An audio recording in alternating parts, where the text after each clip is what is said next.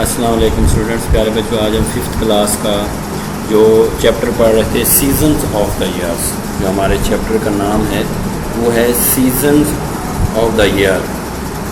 اب seasons of the year جو ہے یہ ایک ایسا چیپٹر ہے جس میں ہم نے جو سال میں موسم آتے ہیں ان کے بارے میں پڑھا تھا۔ یعنی یہ جو ہمارا آج کا چیپٹر وہ سیزنز آف دا ایئر، سال کے موسم میں جو لاسٹ ہمارا پیراگراف ہے وہ آج ہم پڑھیں گے۔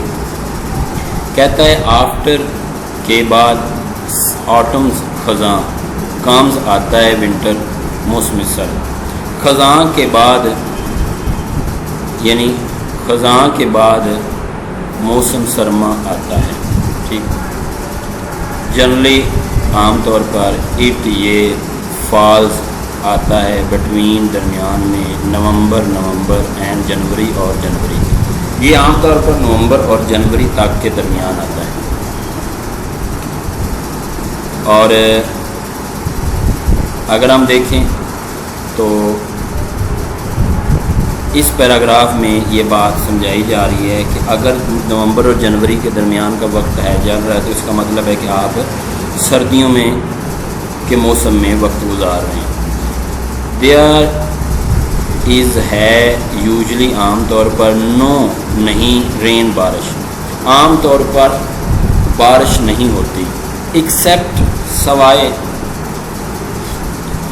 a couple of light showers، light shower سے مراد ہے ہلکی سی بچھاڑ، یہ لفظ لکھا ہوا ہے ہلکی سی بچھاڑ، تو لائٹ شاور سے مراد ہلکی سی بچھاڑ ٹوورڈز اٹس کلوزز، یعنی جب یہ موسم ختم ہونے والا ہوتا ہے تو پھر ہلکی سی بچھاڑ آتی ہے۔ عام طور پر اگر ہم نظر دوڑائیں تو عام طور پر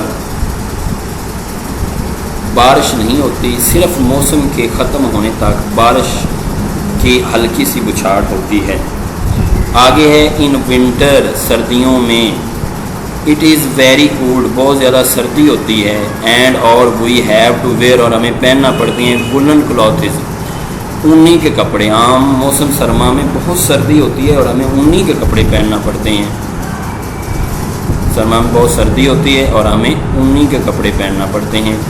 دسمبر and January are the coldest month of the year, دسمبر اور جنوری کے سال کے سرد ترین مہینے گنے جاتے ہیں کہ دسمبر اور جنوری میں سردی ہوتی ہے، تو دسمبر اور جنوری سال کے سرد ترین مہینے ہوتے ہیں۔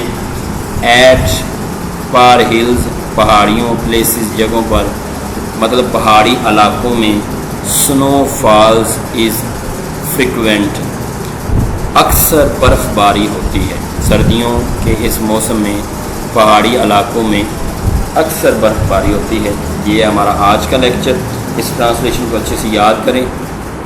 کل آپ لوگوں کو بیٹا جو ہے وہ 6th کلاس کا آپ کو اس چیپٹر کے کوسچن آنسر کروائے جائیں گے، اور اسی کے ساتھ ہی ہمارا جو ہے وہ 3 چیپٹر تھے، تینوں کے تینوں ختم ہو جائیں گے۔ پھر ہم انگلش بی کا سلیبس پڑھیں گے۔